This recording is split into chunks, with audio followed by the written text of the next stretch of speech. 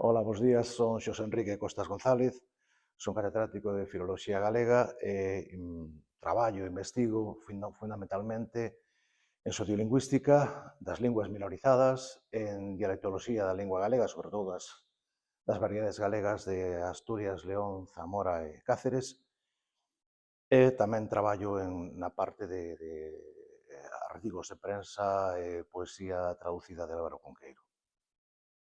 Como cheguei eu a isto?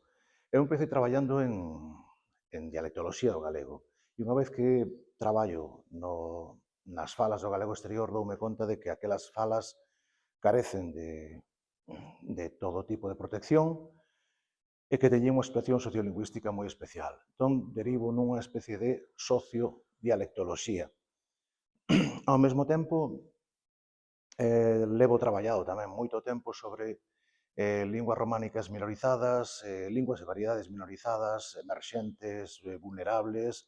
Temos publicado cousas sobre o mirandés, o asturleonés de Portugal, sobre o aranés de Cataluña, sobre o portugués de España, da zona da fronteira española, sobre o catalán de Alguer, na illa de Sardeña. É dicir, traballamos en todo isto.